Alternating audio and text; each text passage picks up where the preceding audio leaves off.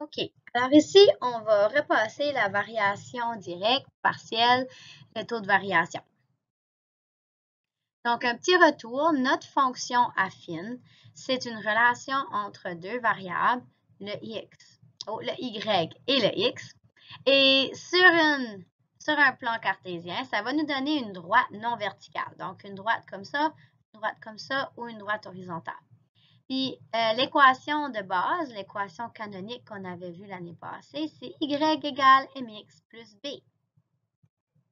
Lorsqu'on parlait du taux de variation, on appelait ça aussi la pente ou le taux de variation.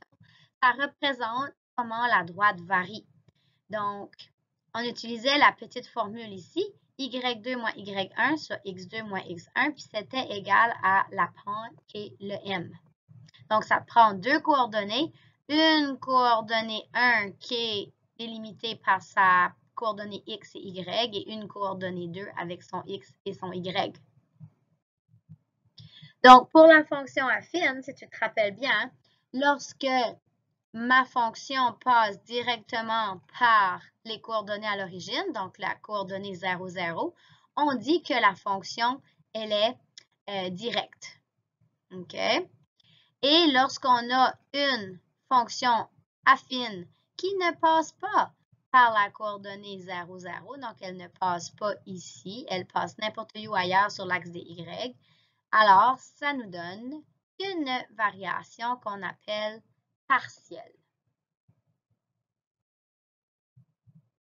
Donc, si on analyse les tableaux ici, tu regardes tes bons. Alors, ici, ce sont des bons de plus 1 et ici, ce sont des bons de plus 10.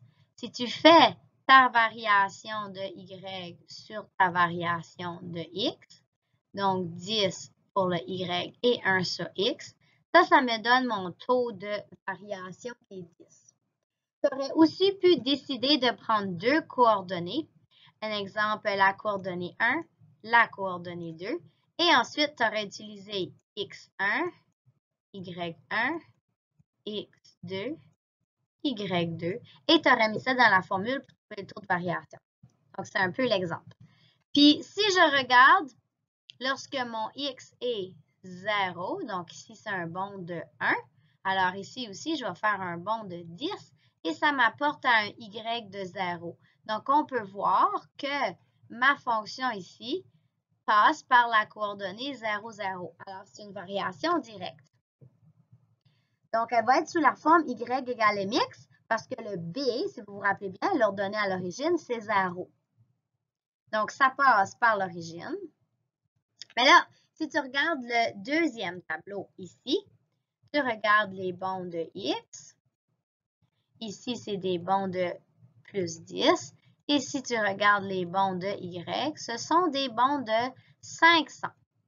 Alors, pour trouver ton taux de variation de y sur la variation de x, et ça y est, je commence à mal écrire, 500 sur 10, qui me donne un taux de variation de 50. Ça veut dire qu'à chaque fois qu'il y a un invité qui se rajoute, le prix va augmenter de 50$. Mais si que je m'en vais chercher un x de 0, donc ça c'est un bond de 10, alors je vais faire un bond de 500 qui va m'apporter à 200. Alors ici, si tu observes bien, tu t'aperçois que lorsque le x est 0, il ne passe pas par le y de 0, il passe sur un y de 200. Donc, c'est une variation partielle. OK? Donc, qu'est-ce qui arrive? C'est qu'on a un coût fixe de base qui est 200$ pour couvrir, un exemple, les frais de la salle. Puis ensuite, ça coûte 50$ par invité. Alors ici, notre variation partielle va être représentée par l'équation canonique y égale mx plus b parce qu'on a un ordonnée à l'origine qui est différente de 0. Donc, ça ne passe pas par la coordonnée 0, 0.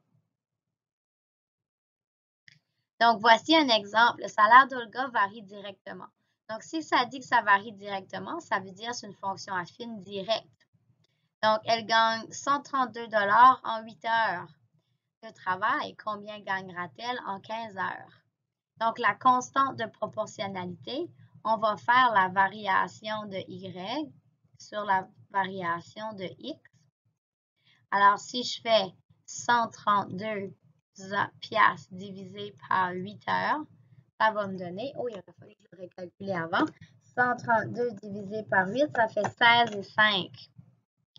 Donc, elle est payée 16,50 $ de l'heure. Donc, pour 15 heures, tu multiplies ça par 15 et ça va te donner un salaire total de 247,50 $.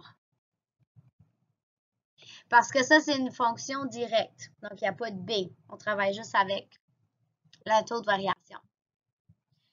Ron vend des vêtements et des chaussures. Un autre exemple ici dans un magasin. Il gagne 40 $ par semaine plus une commission de 5 % sur ses ventes. Écris l'équation de cette variation et calcule le salaire de Ron. On va commencer par écrire l'équation. Donc, l'équation, ça veut dire c'est un Y égal automatiquement. Il va tout le temps gagner son 400 $ par semaine. Ça, c'est son salaire fixe. Plus, il se fait une commission de 5 %. Le 5 %, on ne peut pas écrire ça dans une équation. Donc, il faut faire notre 5 divisé par 100 pour trouver 5 % en décimale. Puis, ça donne 0,05. Alors, je vais aller dans mon équation en bas. 0,05. Puis, ce pourcentage-là, il se calcule sur les ventes. Donc, les ventes, c'est notre inconnu X. On ne sait pas encore combien de ventes il a vendu. Alors, voici mon équation de base pour ma fonction. Donc, ensuite, il faut aller calculer le salaire de Ron si les ventes, c'est 4006. Donc, ça va venir remplacer mon X. Alors, quel sera son salaire? S'il a un minimum de 400 plus 5 % sur les ventes de 4600.